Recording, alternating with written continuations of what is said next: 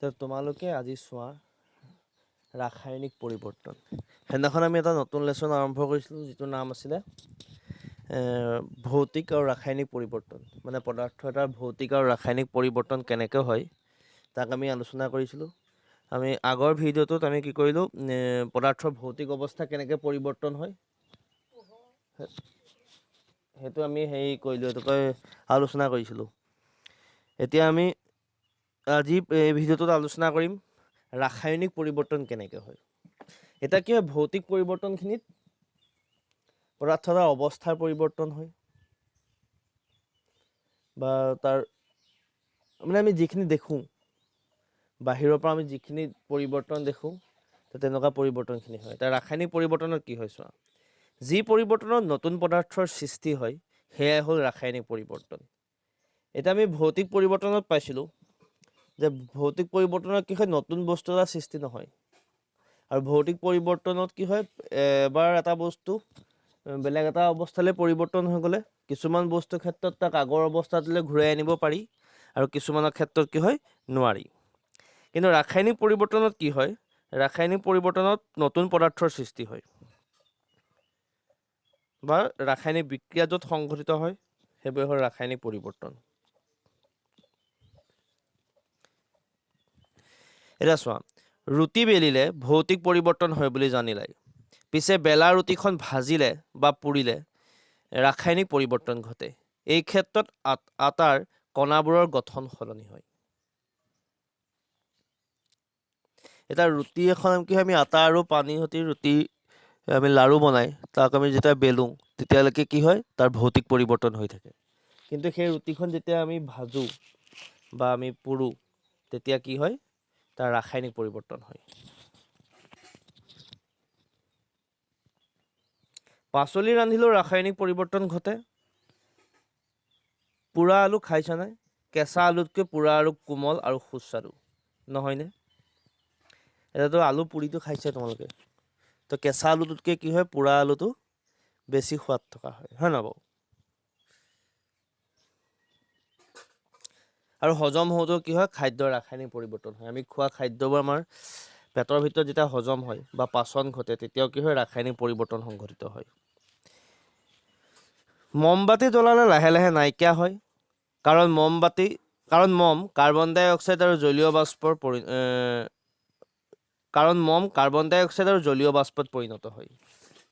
ইয়াত মানে কিছুমান ৰাসায়নিক বিক্ৰিয়াৰ উদাহৰণ দিছে বা ৰাসায়নিক পৰিৱৰ্তন কিছুমানৰ উদাহৰণ দিছে। এতিয়া আমি মম এডাল যদি জ্বলাওঁ, মমডাল জ্বলালে কি হয়, সি জ্বলি জ্বলি কি হয়, লাহে লাহে কমি কমি এটা সময়ত নাইকিয়া হৈ যায়গৈ। আৰু তাৰ পৰা কি হয়, কাৰ্বন ডাই অক্সাইড নিৰ্গত হয়, ধোঁৱা ওলাই যায়। তো এইবোৰ আছিলে কি হয়, ৰাসায়নিক পৰিৱৰ্তনৰ উদাহৰণ। যিকোনো বস্তু জ্বলালে বাৰু ৰাসায়নিক পৰিৱৰ্তন হ'বনে?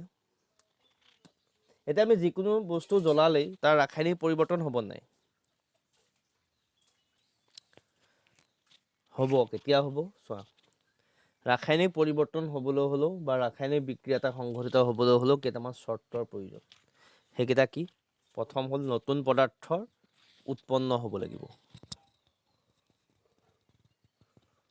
ৰাসায়নিক পৰিৱৰ্তন হ'বলৈ হ'লে কি হয়, নতুন পদাৰ্থ উৎপন্ন হ'ব লাগিব। 2 নম্বৰ, তাপ উৎপন্ন বা শোষিত হ'ব লাগিব। সেই পৰিৱৰ্তনৰ হয় তাপ উৎপন্ন হ'ব লাগিব, নহ'লে তাপ শোষণ হ'ব লাগিব। গেছ উৎপন্ন হ'ব লাগিব, আৰু সেই পৰিৱৰ্তনত কি হয়, গেছ নিৰ্গত হ'ব লাগিব বা উৎপন্ন হ'ব লাগিব। বৰণ পৰিৱৰ্তন হ'ব লাগিব আৰু পোহৰ নিৰ্গত হ'ব লাগিব। এতিয়া এই চৰ্তকেইটা যদি আমি দেখোঁ তেতিয়া আমি জানিম যে তাত ৰাসায়নিক পৰিৱৰ্তন হৈছে। কিন্তু এটা কথা মনত ৰাখিবা, এই 5টা পৰিৱৰ্তন একেটা ক্ষেত্ৰতে বা এই 5টা চৰ্ত কি হয়, একেটা পৰিৱৰ্তনতে দেখিবলৈ নাপাবও পাৰা। ক'ৰবাত হয়তো এটা বা দুটা বা 3টা দেখিবা, ক'ৰবাত আকৌ অকল এটাহে দেখিবা। কিন্তু কথাটো হ'ল কি, যে 5টাৰ ভিতৰত যিকোনো এটা হ'বই লাগিব। এই 5টাৰ ভিতৰত যদি এটাও নহয়, এটা চৰ্তও যদি প্ৰয়োগ নহয়, তেতিয়া জানিবা যে ৰাসায়নিক পৰিৱৰ্তন হোৱা নাই। এই 5টাৰ ভিতৰত 5টাই থাকিব লাগিব বুলি কথা নাই, কিন্তু মিনিমাম এটা থাকিবই লাগিব। আৰু থাকিলেই জানিবা যে ৰাসায়নিক পৰিৱৰ্তন হৈছে। তাৰপিছত আহিলে চৌপাশৰ কিছুমান পৰিঘটনা। এতিয়া আমাৰ চাৰিওফালে দেখি থকা কিছুমান পৰিঘটনা আলোচনা কৰোঁ আহা। এতিয়া আমি আমাৰ চাৰিওফালে কিছুমান পৰিঘটনা দেখি থাকোঁ, কিছুমান ঘটনা আমাক ঘটি থাকে। যেনে ঘৰত আঞ্জা ৰান্ধিবলৈ আলু, কেঁচা কল আদি কাটে। তেনে আলু আৰু কেঁচা কলৰ টুকুৰা অলপ সময় এনেই ৰাখিবাচোন, টুকুৰাকেইটা কি হয়, ক'লা হৈ পৰে। দেখিছা নাই কেতিয়াবা? তো এইবোৰ হয় ৰাসায়নিক পৰিৱৰ্তন। এতিয়া আমি কি দেখিলোঁ যে পাচলি যদি ঘৰত কাটি থৈ দিয়া হয় অলপ সময়ৰ কাৰণে, তেতিয়া কি হয়, ক'লা পৰি যায়। কেঁচা শিলিখা, আপেল আদি কাটি ৰাখিলেও তেনে হয়। এই আটাইবোৰৰে ভিতৰত বিভিন্ন পদাৰ্থ থাকে। টুকুৰা কৰিলে এই পদাৰ্থবোৰ বায়ুৰ সংস্পৰ্শলৈ আহে আৰু ইয়াৰে কিছুমান পদাৰ্থই বায়ুৰ অক্সিজেনৰ সৈতে যোজিত হয়। ফলত নতুন কলচীয়া বৰণৰ পদাৰ্থৰ সৃষ্টি হয়। এইবোৰে হ'ল ৰাসায়নিক পৰিৱৰ্তন। এই যে ক'লা হয় কাটি থলে বস্তু, সেইটো কি হয়, যেতিয়া তাহাঁতি কাটি দিয়াৰ পিছত কি হয়, তাহাঁতৰ যিবোৰ টুকুৰা সেইবোৰ বায়ুৰ সংস্পৰ্শলৈ আহে আৰু বায়ুৰ সংস্পৰ্শলৈ আহিলে কি হয়, তাহাঁতি বায়ুৰ লগত ৰাসায়নিক বিক্ৰিয়া কৰে। ৰাসায়নিক বিক্ৰিয়া কৰি তাহাঁতৰ ৰাসায়নিক পৰিৱৰ্তন হয় আৰু সেই ৰাসায়নিক পৰিৱৰ্তনৰ ফলত কি হয়, কলচীয়া বৰণৰ পদাৰ্থৰ সৃষ্টি হয়। দৈ গাখীৰ খোৱা নে? ই যথেষ্ট উপকাৰী। গাখীৰৰ পৰা দৈ গাখীৰ প্ৰস্তুত কৰে। ইয়াতো গাখীৰৰ ৰাসায়নিক পৰিৱৰ্তন ঘটে। এতিয়া কেঁচা গাখীৰৰ পৰা দৈত পৰিণত হ'বলৈ হ'লে কি হ'ব লাগিব? সি আম্লিক হ'ব লাগিব, মানে তাত এচিডৰ গুণ আহিব লাগিব। আৰু সেই এচিডৰ গুণ আহিবৰ কাৰণে কিছুমান তাত বস্তু ব্যৱহাৰ কৰা হয়, যিবোৰ তোমালোকে পিছত পাবাগৈ। মানে এটা pH বুলি এটা এচিড আৰু খাৰ জোখা এডাল স্কেল আছে, সেই pHৰ মানটো কমাব লাগিব। প্ৰায় 6.5 মানলৈ আনিব লাগিব, তেতিয়াই গাখীৰ দৈত পৰিণত হয়। আৰু গাখীৰক দৈত পৰিণত হ'লে কি হয়, লেক্টিক এচিড উৎপন্ন হয়। লেক্টোবেচিলাছ নামৰ এটা বেক্টেৰিয়া আছে, সেই বেক্টেৰিয়াটোৰ প্ৰভাৱত কি হয়, গাখীৰ দৈলে পৰিণত হয়।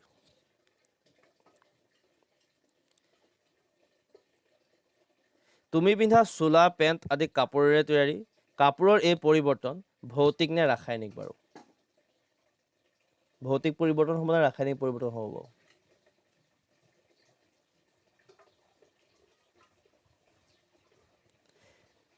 তাৰপিছত চোৱা, নতুন গজালৰ জ্যোতি থাকে। জ্যোতি মানে কি হ'ল, উজ্জ্বল। নতুন গজাল এটা যদি তুমি চোৱা, তেনেহ'লে তাক সি কি হ'ব, চিকমিকাই থাকিব। কিন্তু পুৰণি গজালত ডাঠ মুগা ৰঙৰ প্ৰলেপ দেখা পাবা। অকল গজাল বুলি নহয়, লোৰ যিকোনো বস্তু যদি আমি কি হয়, মুকলিকৈ থৈ দিওঁ, তেনেহ'লে তাত কি হয়, এটা মুগা বৰণৰ এটা চামনি দেখিবলৈ বা প্ৰলেপ এটা দেখিবলৈ পোৱা যায়। সেইটোকে কি বুলি কয়, মামৰে ধৰা বুলি কয়। বাহিৰত পৰি থকা গজাল মুগা বৰণৰ হোৱাৰ উপৰি ক্ষয়প্ৰাপ্ত হয়। গজালৰ এই মুগা তৰপটো হ'ল মামৰ। সেইটোকে মামৰে ধৰা বুলি কয়। আমি যে কিবা লোৰ বস্তুত মামৰে ধৰা বুলি কওঁ যে, সেইটো কি হয়, লোৱে পানীৰ লগত বিক্ৰিয়া নকৰে, ঠাণ্ডা পানীৰ লগতো বিক্ৰিয়া নকৰে, গৰম পানীৰ লগতো বিক্ৰিয়া নকৰে। ই জলীয় বাষ্পৰ লগত, মানে পানীৰ বাষ্পৰ লগত বিক্ৰিয়া কৰে। সেইকাৰণে আমাৰ বায়ুমণ্ডলত জলীয় বাষ্প নাথাকে জানো? গতিকে সেই জলীয় বাষ্পৰ সংস্পৰ্শত যেতিয়া আহে, তেতিয়াই কি হয়, তাত এটা মুগা বৰ্ণৰ চামনি পৰে, সেইটোকে মামৰে ধৰা বুলি কয়। আৰু ইয়াৰ ফলত কি হয়, লো ক্ষয়প্ৰাপ্ত হয়। কটাৰী এখন পানীৰে ধুই টেবুলত ৰাখিবাচোন। ৰাতি থ'লে পিছদিনা পুৱা কটাৰীখনত হালধীয়া পদাৰ্থ দেখিবা, সেয়াও মামৰ। আইৰণৰ পৰা মামৰ উৎপন্ন হোৱাটো ৰাসায়নিক পৰিৱৰ্তন। এইটো এটা কি হয়, ৰাসায়নিক পৰিৱৰ্তনেই হয়। এইবোৰ তোমালোকে যেতিয়া ওপৰৰ ক্লাছবোৰলৈ গৈ থাকিবা, তাৰ এইবোৰ বিষয়ে ভালকৈ পাই গৈ থাকিবা। এইবোৰৰ ওপৰত বিক্ৰিয়া বা ৰাসায়নিক বিক্ৰিয়াবোৰ কেনেকৈ হয়। সেউজীয়া উদ্ভিদে পানী আৰু কাৰ্বন ডাই অক্সাইডৰ পৰা নিজৰ খাদ্য নিজে প্ৰস্তুত কৰে। এয়াও ৰাসায়নিক পৰিৱৰ্তন। এই পৰিৱৰ্তনত সূৰ্যৰ শক্তি শোষিত হয়। গোটেই প্ৰক্ৰিয়াটোক সালোক সংশ্লেষণ বোলে। ইয়াৰ বিষয়ে তোমালোকে আগতো পাইছা, আৰু মই আগৰ লেচনকেইটাতো সালোক সংশ্লেষণৰ কথা ওলাইছিলে, তেতিয়া মই তোমালোকক কৈছিলোঁ, লিখাইছিলোঁ যে উদ্ভিদে কি হয়, সূৰ্যৰ পোহৰত পাতত থকা পত্ৰহৰিত নামৰ এবিধ ৰাসায়নিক পদাৰ্থ থাকে। সেই পত্ৰহৰিতৰ সহায়ত বায়ুমণ্ডলৰ পৰা আহৰণ কৰা কাৰ্বন ডাই অক্সাইড আৰু শিপাই মাটিৰ পৰা আহৰণ কৰা পানী আৰু খনিজ লৱণ গোটেইখিনি মিহলাই পেলাই কি কৰে, নিজৰ খাদ্য নিজে প্ৰস্তুত কৰি লয়। এই গোটেই প্ৰক্ৰিয়াটোকে সালোক সংশ্লেষণ বুলি কয়। অন্যহাতে খাদ্য হজম হোৱা প্ৰক্ৰিয়াটো তাপ উৎপন্ন হয়। গতিকে কি হ'ব, খাদ্য হজম হোৱা যিটো প্ৰক্ৰিয়া সেইটো এটা ৰাসায়নিক প্ৰক্ৰিয়া বা ৰাসায়নিক পৰিৱৰ্তন। কাৰণ আমি আগতে পোৱা নাই জানো যে ৰাসায়নিক পৰিৱৰ্তন হ'লে তাপৰ উৎপন্ন হয় বুলি। তাৰপিছতে আহিলে ৰাসায়নিক বিক্ৰিয়া। এতিয়া ৰাসায়নিক বিক্ৰিয়াবোৰ কেনেকৈ লিখে বা কেনেকৈ সংঘটিত হয় চোৱা। মামৰ হ'ল আইৰণ আৰু অক্সিজেনৰ যোগ। পানী বা জলীয় বাষ্পৰ উপস্থিতিত আইৰণ আৰু অক্সিজেনৰ পৰা মামৰ উৎপন্ন হয়। এতিয়া আমি যে লুড মামৰে ধৰাৰ কথা কৈছিলোঁ, লুড মামৰে কেনেকৈ ধৰে যে বায়ুত থকা যি জলীয় বাষ্প আৰু অক্সিজেন সেই দুটাৰ উপস্থিতিত কি হয়, আইৰণত মামৰে ধৰে। এটা ৰাসায়নিক বিক্ৰিয়া সংঘটিত হয় আৰু মামৰে ধৰে। আমি আইৰণ আৰু অক্সিজেনৰ মাজৰ ৰাসায়নিক বিক্ৰিয়া ঘটা বুলি কওঁ। বিক্ৰিয়াটো তলত দিয়া ধৰণে প্ৰকাশ কৰিব পাৰি। কিতাপখনত চোৱা, তাত লিখা আছে যে আইৰণ প্লাছ অক্সিজেন প্লাছ পানী ইকুৱেল মামৰ। এতিয়া বিজ্ঞানত আইৰণক Fe, অক্সিজেনক O2, পানীক H2O আৰু মামৰক Fe2O3 H2O সংকেতেৰে বুজোৱা হয়।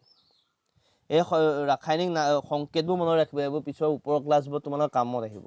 আইৰণটো কি হয়, Fe বুজায়, অক্সিজেনটোক O2ৰে বুজায়। এনে অক্সিজেন পৰমাণু হ'লে বেলেগ, অণু হ'লেও বেলেগ, এইবোৰ পিছত ওপৰৰ ক্লাছত পাবা, তাত ক'ম। পানীটোক H2O বুজায় আৰু মামৰটোক বুজায় Fe2O3 H2O সংকেতেৰে। এই সংকেত ব্যৱহাৰ কৰিলে বিক্ৰিয়াটো হ'ব, বিক্ৰিয়াটো কি হ'ব চোৱা, বিক্ৰিয়াটো হ'ব Fe plus O2 plus H2O goes to Fe2O3 H2O into H2O। মানে তোমালোকে কিতাপখন চাই যাবা খালি লগালগ কৈ যাওঁতে। তো এইটোৱে হ'ল লুড মামৰে ধৰা যিটো ৰাসায়নিক বিক্ৰিয়া সেইটো। এয়া হ'ল বিক্ৰিয়াটোৰ বাবে ৰাসায়নিক সমীকৰণ আৰু এইবোৰক ৰাসায়নিক সমীকৰণ বুলি কয়। মামৰ সঁচাকৈ এটা ডাঙৰ সমস্যা। ইয়াৰ বাবে গোটেই পৃথিৱীখনতে বহুতো আইৰণৰ সামগ্ৰী নষ্ট হয়। ফলস্বৰূপে বহুতো ধন অপচয় হয়। আমাৰ ভাৰতবৰ্ষত মামৰৰ ফলত প্ৰতি বছৰে কেইবা হাজাৰ কোটি টকা হেৰুৱাবলগীয়া হয়। গতিকে মামৰৰ পৰা আইৰণক বচোৱা অতি আৱশ্যক। এতিয়া লুড মামৰে ধৰাটো এটা অতি ডাঙৰ সমস্যা আৰু তাৰ কাৰণে কি হয়, যথেষ্ট সেইবোৰ মেৰামতি কৰিবলৈ বা তাৰ ক্ষতিপূৰণ কৰিবলৈ কি হয়, যথেষ্ট টকা পইচা মানে কি হয়, খৰচ কৰিবলগীয়া হয়। আমাৰ ভাৰতবৰ্ষতে কি হয়, প্ৰতি বছৰে কেইবা হাজাৰ কোটি টকাও অকল এইটো বিষয়তে খৰচ কৰিবলগীয়া হয়। তোমালোকৰ ঘৰৰ খিৰিকীত নিশ্চয় আইৰণৰ দণ্ড লগোৱা আছে। এই দণ্ডবোৰত ৰং লগোৱা হয়। এই দণ্ডবোৰৰ ৰং লগোৱা তুমি হয়তো মন কৰিছা। ৰং লগোৱাৰ ফলত আইৰণ বায়ু আৰু পানীৰ সংস্পৰ্শলৈ নাহে, সেইকাৰণে মামৰে নধৰে। এতিয়া কি হয়, লুড মামৰে ধৰা বা আইৰণৰ মামৰে ধৰা ৰোধ কৰিবলৈ হ'লে আমি কি কৰিব লাগিব, তাৰ ৰঙৰ প্ৰলেপ দিব লাগিব। বা তাৰ বেলেগ বেলেগো আছে, ৰং কৰা, তেল সনা, গ্ৰীজ সনা, 10টা লেপন, তেনেকৈ বহুত আছে পদ্ধতি। সেইবোৰে কি হয়, মামৰে ধৰাটো ৰোধ কৰে। কাৰণ আমি তাত ৰং সানি দিলে বা গ্ৰীচৰ প্ৰলেপ দি দিলে বা 10টা লেপন কৰিলে কি হয়, তাহাঁতি পানী আৰু বায়ু মানে অক্সিজেনৰ সংস্পৰ্শৰ পৰা আঁতৰি থাকে, তেতিয়াই মানে মামৰে নধৰে। কাৰণ লুড মামৰে ধৰিবলৈ হ'লে দুইটা সমানে পাব লাগিব, বায়ুও পাব লাগিব, পানীও পাব লাগিব। দুইটাৰ ভিতৰত যদি যিকোনো এটা নাপায়, তেতিয়াই মামৰে নধৰে। বহুতো আইৰণৰ সামগ্ৰীৰ ওপৰত জিংক ধাতুৰ প্ৰলেপ লগায়। জিংকৰ প্ৰলেপ লগোৱা পদ্ধতিটোক জিংক লেপন বোলে। ইও মামৰ প্ৰতিহত কৰে। টিনপাতেৰে সজোৱা ঘৰৰ ছাল দেখিছা নহয়, এই টিনপাত আচলতে জিংক লেপন কৰা আইৰণৰ পাত।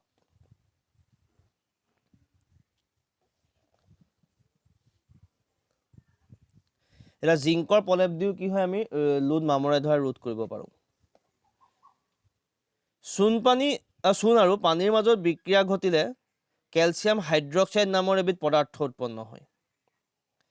চূণ আমি যিটো খাওঁ যে, সেই চূণটো কি হয়, চূণটোৰ সংকেত হ'ল CaO। Ca মানে হ'ল কেলছিয়াম, O মানে হ'ল অক্সিজেন, মানে কেলছিয়াম অক্সাইড। সেইটোকে আমি চূণ বুলি কওঁ, খোৱা চূণটো। তাক যেতিয়া পানীৰ লগত বিক্ৰিয়া কৰে, তোমালোকে নিশ্চয় দেখিছা, চূণত কি হয়, যেতিয়া পানী দি দিয়ে, তেতিয়া সেই বকবককৈ উতলিবলৈ লাগে। আৰু আমি যেতিয়া পাত্ৰটোৰ বাহিৰত চুই চাওঁ, তেনেহ'লে কি পাম, গৰম হ'ব। মানে সেই তাপ উৎপন্ন কৰে। তো এইটো এটা ৰাসায়নিক বিক্ৰিয়া। তো এই ৰাসায়নিক বিক্ৰিয়াটো কি উৎপন্ন হয়? কেলছিয়াম হাইড্ৰক্সাইড CaOH2 নামৰ এবিধ পদাৰ্থ উৎপন্ন হয়, লগতে তাপ উৎপন্ন হয়। সেইকাৰণে গিলাচটো গৰম হৈছে। ওপৰত আমাৰ যিটো কাৰ্যকলাপ দিছে তাত দেখুৱাইছে মানে। খালি সেইটো কৰি চাবলৈ নাযাবা, কাৰণ কেনেবাকৈ চকুত পৰিলে আকৌ তো অলপ বিপদজনক, কাৰণ উতলিবলৈ লাগেতো। গতিকে চূণ আৰু পানীৰ মাজত বিক্ৰিয়া ঘটি পেলাই কি হয়? কেলছিয়াম হাইড্ৰক্সাইড আৰু তাপ উৎপন্ন হয়।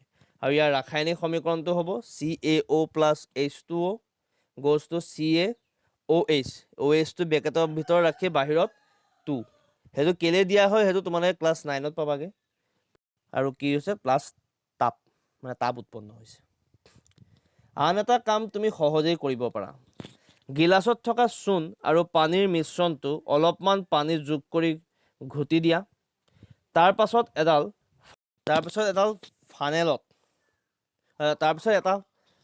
ফানেলত ফিল্টাৰ কাগজ এখন লগাই লোৱা।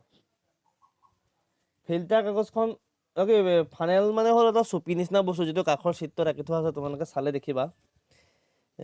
তাত এখন ফিল্টাৰ কাগজ লগাবলৈ কৈছে, লগাই পেলাই এই চিটত দেখুৱাৰ দৰে ৰাখি ল'বলৈ কৈছে।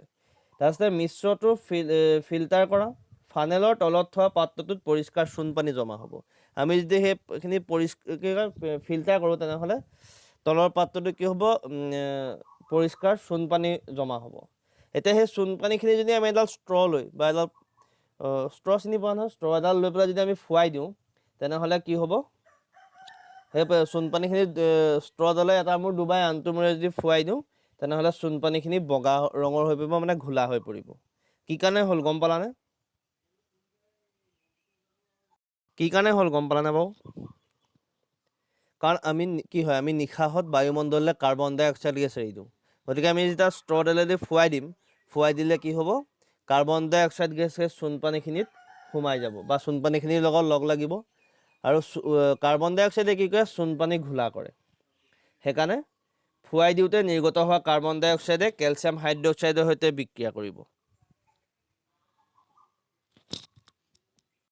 তাৰপিছত কি হ'ব? যেতিয়া কেলছিয়াম হাইড্ৰক্সাইডৰ সৈতে বিক্ৰিয়া কৰিব, বিক্ৰিয়া কৰাৰ ফলত কেলছিয়াম কাৰ্বনেট নামৰ এবিধ পদাৰ্থ উৎপন্ন হ'ব, যিবিধ পদাৰ্থ বগা।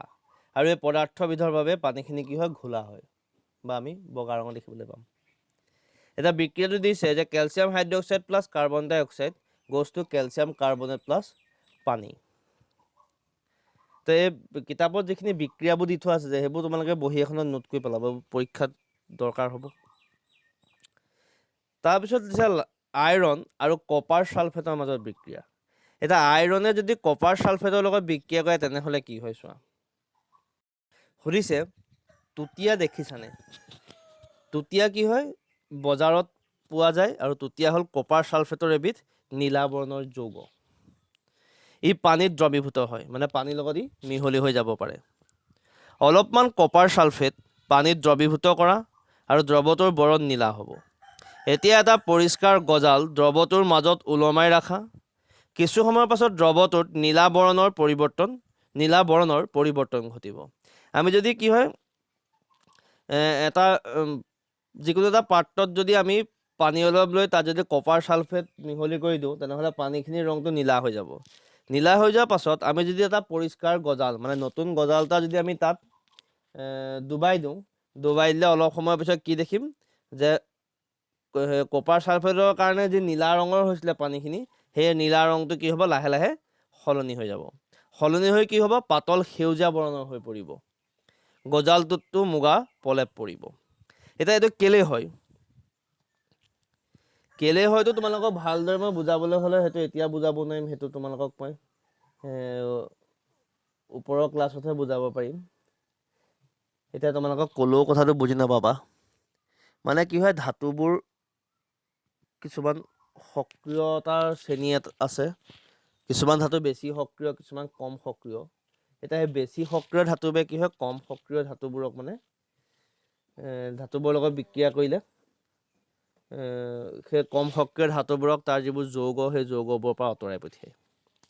এতিয়া ইয়াতো সেই তেনেকুৱাই হয়। ইয়াত কি হয়? আইৰণটো কপাৰতকৈ বেছি সক্ৰিয়, সেইকাৰণে কপাৰ ছালফেটৰ পৰা কপাৰটো আঁতৰাই পেলাই আইৰণটোৰ লগত কপাৰটো লগাই পেলাই কি কৰে ফেৰাছ ছালফেট উৎপন্ন কৰে কপাৰ ধাতু মুগা বৰণৰ আনহাতে ফেৰাছ ছালফেট নামৰ পদাৰ্থবিধৰ বৰণ পাতল সেউজীয়া গতিকে গজালটোত জমা হোৱা মুগা পদাৰ্থখিনি কি বুজিলানে সেইখিনি কি হ'ব সেইখিনি হ'ব কপাৰ সেইখিনি হ'ব ছালফেট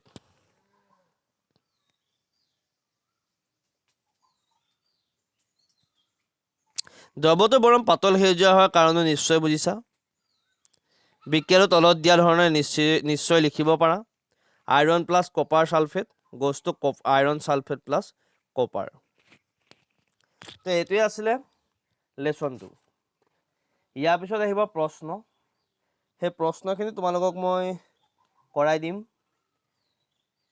বাকী যিখিনি শুদ্ধতৰ বাচা ভৌতিক মানে ৰাসায়নিক পৰিৱৰ্তন লিখা এনেকুৱা আছে 3 নম্বৰ মানলৈকে সেইকেইটা প্ৰশ্ন তোমালোকে নিজে ট্ৰাই কৰি চাবাচোন